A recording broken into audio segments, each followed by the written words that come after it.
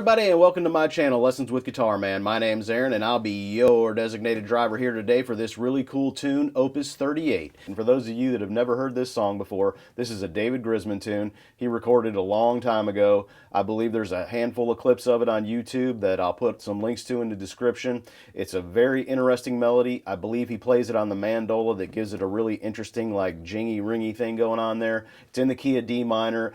I personally find this melody very unique, and I think you're going to get a whole lot out of it. There's a lot of material to cover here, so I'm going to dive right in. So let's go ahead and get on to the first break. And a quick note, you're going to need to drop your 6th string down to D because I did arrange this in drop D tuning.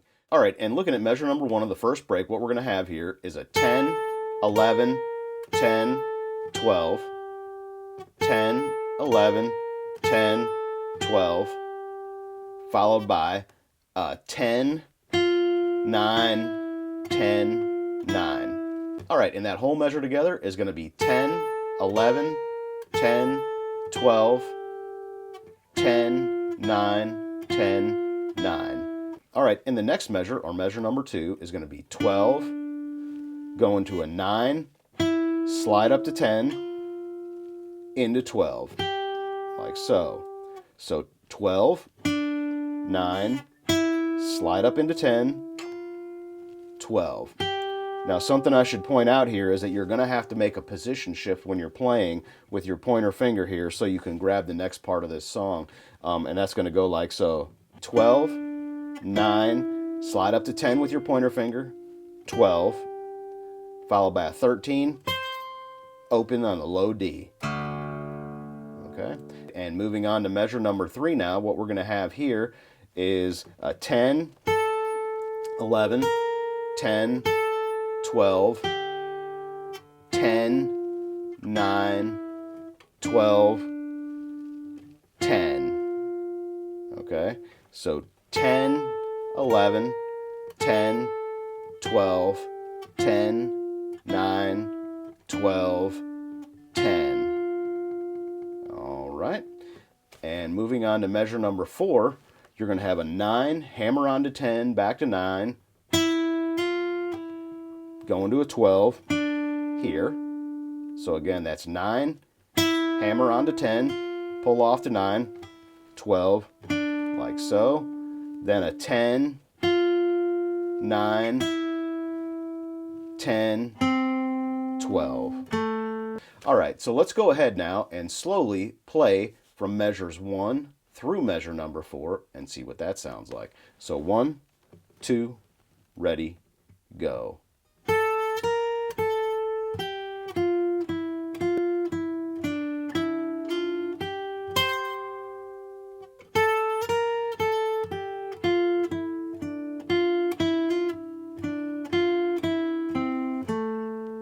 Moving on to measure number 5. Now what we're going to have here is exactly the same thing as we did in measure number 1, so there's nothing new to learn there. Measure number 6 is exactly the same as measure number 2, except for the very end there. We're going to have a 12, slide up to 14 on an upstroke, up to 15, back to 14, and slide that back to 12, and do 2 12s, 13, 12. So 1, 2, ready, go.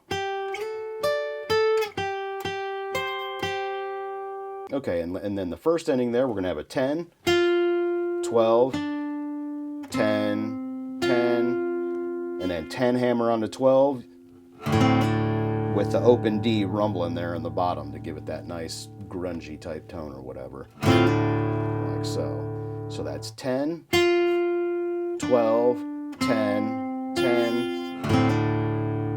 Okay. Now let's go ahead and play from measures 5 through the first ending there and see what that sounds like. So 1, 2, ready, go.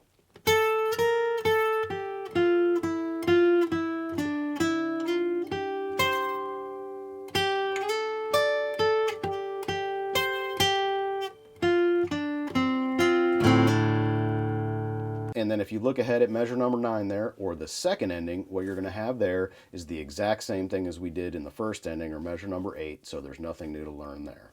All right, and for those of you looking for the rest of this lesson, the complete tab, music, backing tracks, iReel profiles, guitar profiles, PDF documents, and so much more information about this lesson, you can come on over to my Patreon page at patreon.com/lessonswithguitarman, and all that information will be available there for you.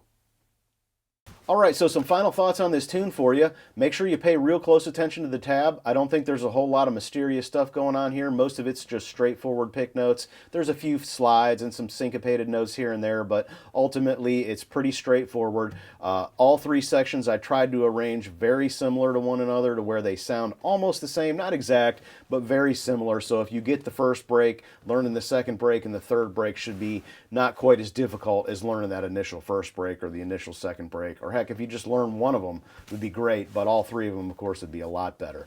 All right, well, that's a wrap on this lesson. I hope you enjoyed that as much as I did. If you have any questions for me, feel free to send me an email listed below in the description. Don't forget to hit the like and subscribe button, and I'll be seeing you down the road.